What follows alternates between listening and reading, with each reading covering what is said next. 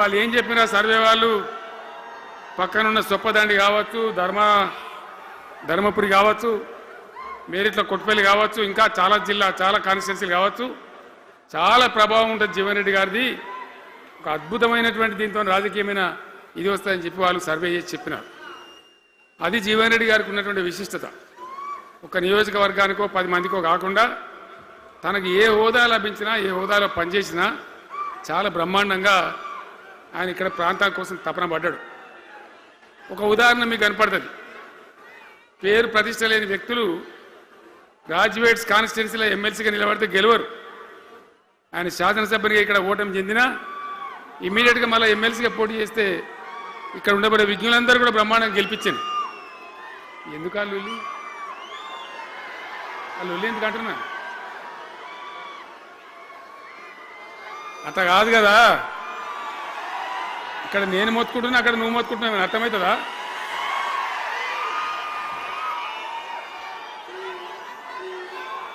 ఏయ్ ఆగవా బాబు, అది వెనక ఊరేటోడు మనోడేనా? విజయసారా మనోడేనా? మోపండి ఐడియా కూడా మనోడేనా? బుక్కుండా పెట్టు. ఇంత దూరం వచ్చి మనం ఇంత సభ పెట్టుకొని 4 విషయాలు ప్రజలకు చెప్పుకోవాలి కదా. ఈ బట్టి అరుపులారిస్తే ఏం లాభం? సో అట్లా జీవన్ రెడ్డి గారు తన రాజకీయ ప్రస్థానాన్ని ఒక సమితి ప్రెసిడెంట్గా ప్రారంభించి ప్రజా సమస్యల మీద పోరాటం చేసి సివిల్ లిబర్టీస్లో కూడా అడ్వకేట్గా నాడు ఎంతోమందికి పౌర హక్కుల సంఘానికి కూడా మద్దతు ఇచ్చి అచ్చమైన నికార్సైనటువంటి ప్రజా కార్యకర్త నిరూపించుకొని అంచెలంచెలుగా ఎదిగి ఇంతకుముందే ఆయన చెప్పినట్టుగా అనేకమైనటువంటి పదవులు ఆయన చూసినాడు. పదవులైన కొత్త కాదు. బ్రహ్మాండంగా శాసనసభ్యుని గెలవడం, మంత్రి పదవులు అలంకరించడం, అనేక రంగాలలో అనేక రకాలుగా పనిచేయడం అంతా కూడా మీకు తెలుసు. నేను కొత్తగా చెప్పే అవసరం లేదు. నేను ఒక్కటే మాట మీకు మనవి చేస్తా ఉన్నా. జీవన్ రెడ్డి గారు నేను మొన్న కలిసినప్పుడు ఒక మాట అనుకున్నాం. మేము ఎట్లా ముందుకు పనిచేద్దాం, ఏంది, మేము ఇద్దరు మూలకోలం అనుకొని ఒక కుటుంబంలో అన్నదమ్ములాగా పనిచేద్దామని చెప్పిన నేను. ఇంత ప్రేమగా అంటే మనం కుటుంబంలాగా ఈ పార్టీకి బ్రహ్మాండమైన ఒక పిల్లర్స్ లాగా పనిచేసి ముందుకు తీసుకొని పోదామని చెప్పి నేను చెప్పడం జరిగింది. ఈరోజు పార్టీలో వారు చేరిన వెంటనే చాలా బ్రహ్మాండమైనటువంటి మనకు ఒక ఊపు వస్తూ ఉంది. నేను జీవన్ రెడ్డి గారిని కోరుతా ఉన్నా, జగిత్యాల మందం కాదు, జగిత్యాల జిల్లా కాదు, పాత కరీంనగర్ జిల్లా కాదు, మీరు ఆదిలాబాద్ చూడాలి, నిజామాబాద్ చూడాలి, పరిసర జిల్లాలు చూడాలి. పార్టీ ప్రధాన కార్యదర్శిగా ఈ నిమిషం నుంచి నేను అపాయింట్ చేసుకుంటా ఉన్నాను. బ్రహ్మాండంగా ఈ ప్రాంతం అంతా కూడా మీ సేవలు అవసరం ఉన్నాయి పార్టీకి. అదే కాదు, 600 ఏది ఏమైనా ఏమవుతుంది? 100కి 100% మళ్ళా బీఆర్ఎస్ గవర్నమెంట్ వస్తుంది.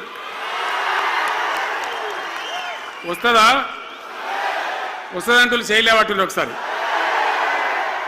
కెమెరాలు కట్టి దింపురా బాబు. వస్తుంది కదా. ఇవాళ జీవన్ రెడ్డి గారు పార్టీలో బాబు కౌశిక్ రెడ్డి జర ఆగబట్టరు వాళ్ళు.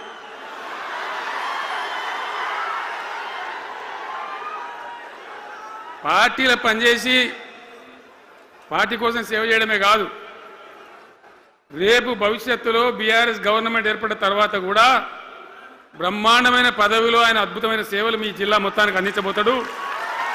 తెలంగాణ రాష్ట్రానికే ఆయన సేవలు అందించబోతాడు. ఇది నా మాట, కేసీఆర్ మాట అని నేను జగిత్యాల గడ్డ మీద చెప్తా ఉన్నా. నేను ఎక్కడైనా మాట ఇచ్చినంటే తప్పలే. కాబట్టి జీవన్ రెడ్డి గారిని మీరు జగిత్యాల మందం మీరు యుద్ధం చేయాలి. యుద్ధం చేసేదానికి ఆయన ముఖాబిల మనిషే లేడీడా, మీరు సరిపోతారు. ఆయన నాకు అప్పచెప్పాల బయట పనిచేయడానికి. కరెక్టే కదా? అట్లే చేద్దామా? అట్లే ముందుకోదామా? జగిత్యాల యుద్ధం మీ వంతు, తెలంగాణ యుద్ధం మా వంతు. ఓకే కదా?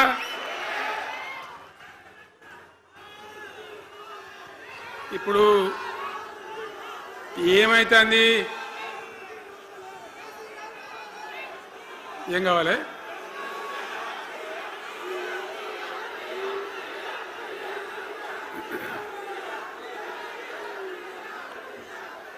గింతే మనది మనం అనుకొని పోదాం మరిగా.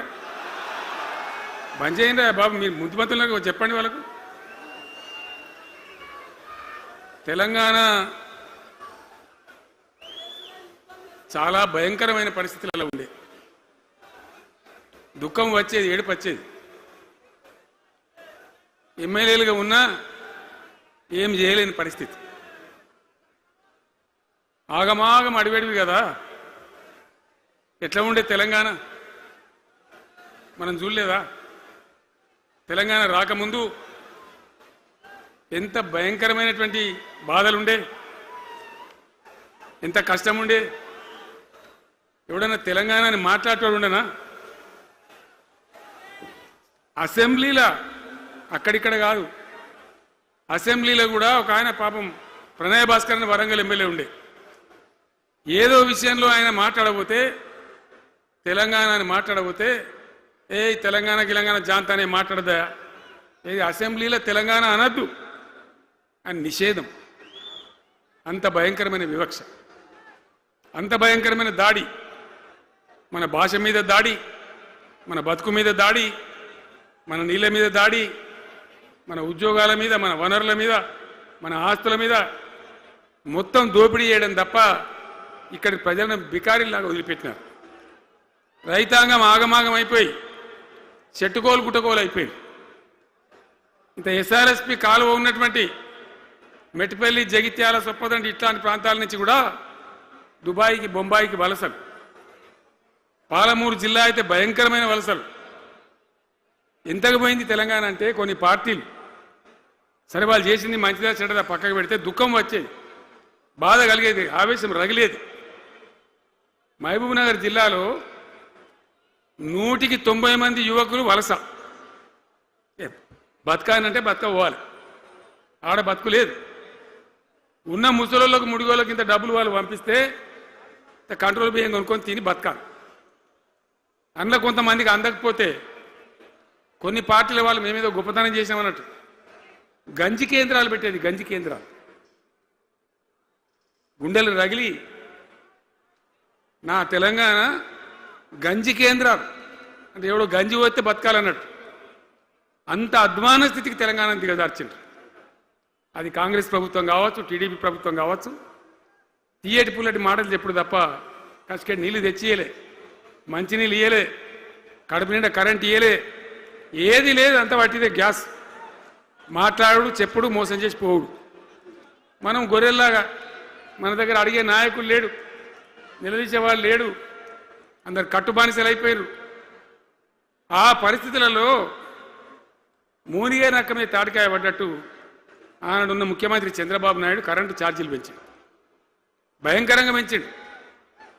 తెల్లారి నేను ఒక ఉత్తరం రాసిన, నీ కరెంటు ఛార్జీల పెంపుదల వాపసు తీసుకో, లేకపోతే ఈ సమైక్య రాష్ట్రంలో మాకు న్యాయం జరగదని నేను ఉద్యమానికి పోవాల్సి వస్తుంది, తెలంగాణ కోసం కొట్లాడాల్సి వస్తుందని చెప్పి రాష్ట్రం. ఆయన తీసుకోలే. కొంతమంది రైతులు పాపం పోరాటానికి వచ్చింది. మీరు కొత్త వాళ్ళు చూడకపోవచ్చు కానీ చాలా పాత వాళ్ళకి తెలుసు. పోరాటానికి హైదరాబాద్కి వస్తే నిరసన తెలపడానికి పట్టబగలు 11:30 గంటలకు బషీర్ బాగులో ఇష్టం ఉన్నట్టు విచ్చలవిడి కాల్పులు జరిపి చంపేస్తే 3 రైతులు అక్కడికక్కడనే ప్రాణాలకి చచ్చిపోయారు. ఆ తర్వాత నిర్ణయం తీసుకున్నాం, ఇక లాభం లేదు, ఎదురు తిరిగితే కూడా వీళ్ళు కాల్చి చంపుతున్నారు, జెండా ఎత్తడం ఒకటే తప్ప మార్గం లేదని చెప్పి ఆనాడు నేను తెలంగాణ ఉద్యమానికి శ్రీకారం చుట్టాను. ఎంబడ ఎవడు వచ్చినా సరే రాకున్నా సరే ప్రజలున్నారు, యువకులున్నారు, చూసుకుందాం దేకలేంగని చెప్పి బయలుదేరితే ఎక్కిరిచుడు, ఏ వీడు బక్కపేదడు కేసీఆర్ గారు ఎవడో బొడి చేసి చంపేస్తాం అని ఒకడు మాట్లాడు, ఇది మగల పుట్టింది పుబ్బల పోతుంది ఇంకోడు మాట్లాడు, యాడికెళ్ళైతే హైదరాబాద్ తెలంగాణ వీడు దుకాణం పెట్టినని ఇంకోడు అనడు, నానా రకాలుగా అవమానపరిచేటువంటి మాటలు మాట్లాడు. కానీ మొక్కవం ధైర్యంతో, చిత్తశుద్ధితోని బయలుదేరి పోరాటం చేస్తాం. ప్రజలు జమైతా పోయినరు.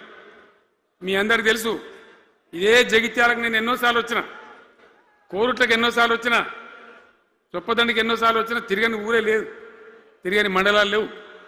అట్లా పక్షిలాగా మొత్తం తెలంగాణ తిరిగి విశ్వ ప్రయత్నం చేస్తే ఒక పెద్ద ఉద్యమ కెరటం తయారైన తర్వాత మేము కూడా తయారుపై మేము ఇస్తాం తెలంగాణ అని కాంగ్రెస్ పార్టీ మొదలుపెడితే సరే మంచి మాటగా ఎవడైతే ఇస్తే ఇచ్చినా ఎవడైతే కావాలి తెలంగాణ ఎవరిచ్చేంది అనే పద్ధతితోని కాంగ్రెస్తో జట్టు కట్టినాం, గెలిచినాం. అమాంతంగా నేను తెలంగాణ లేవట్టుకపోయి ఢిల్లీలో పెట్టాం. రాష్ట్రపతి ప్రసంగంలో వచ్చింది, కామన్ మినిమం ప్రోగ్రాంలో వచ్చింది, ఒక దశకు వచ్చింది. కానీ తర్వాత కాంగ్రెస్ పార్టీ కూడా వెనుకకు పోయి ఎగబెట్టే ప్రయత్నం చేసింది. అప్పుడు రోషియా అని ఒక ఆయన ముఖ్యమంత్రి ఉండే, ఆ రోషియా